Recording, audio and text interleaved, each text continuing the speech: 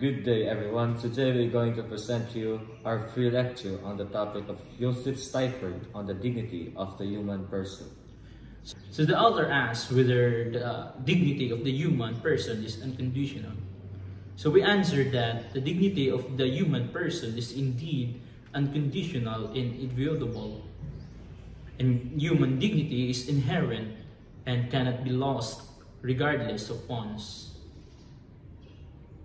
First, human dignity is grounded in our unique capacity for conscious spiritual acts.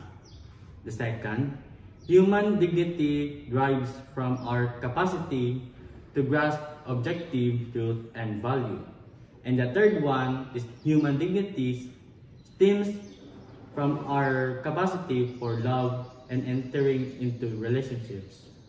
Now to illustrate these points, the first point is that we have experienced moments of profound self-awareness and reflection that demonstrate our unique consciousness. As for the second point, imagine a scientist striving to uncover the truth about the universe, driven by a desire to understand objective reality. Okay, with regard to the third point, many people have witnessed acts of selfless love and sacrifice, demonstrating the human capacity for profound relationships. However, other people claim on the contrary that they were experienced or witnessed instances of extreme degradation, leading them to question whether dignity can truly be unconditional. So concerning the second point, others object that humans possess the capacity to grasp objective truth equally, citing those with severe cognitive impairments. And about the third, some people cite instances with individuals commit heinous acts, seemingly forfeiting their right to be treated with dignity. To the first objection, we reply that even in states of diminished capacity, the potential for conscious spiritual acts remain grounding their inherent dignity.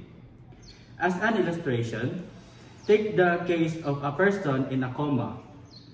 Though outwardly unresponsive, we still recognize their inherent worth and treat them with respect. Now to the second objection, we say that the capacity for objective truth is the defining characteristics of human nature, not a contingent achievement.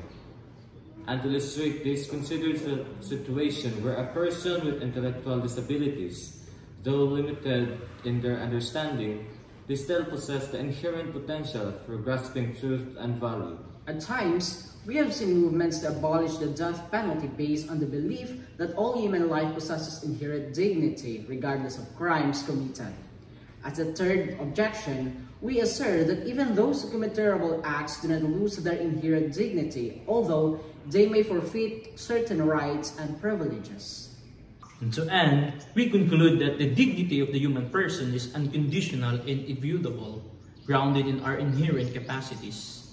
While discussing these points, we have realized that a proper understanding of human dignity is essential for ethical decision-making and social structures. We have also come to see that defending human dignity requires constant vigilance against ideologies and practices that we tend to diminish or deny it. Lastly, it has become clear to us that recognizing the inherent dignity of every human person is fundamental to building a more just and compassionate world. So, starting today, we will strive to treat all people with the respect and dignity they deserve, regardless of their background or circumstances. Thank you, and that's our lecture for this morning.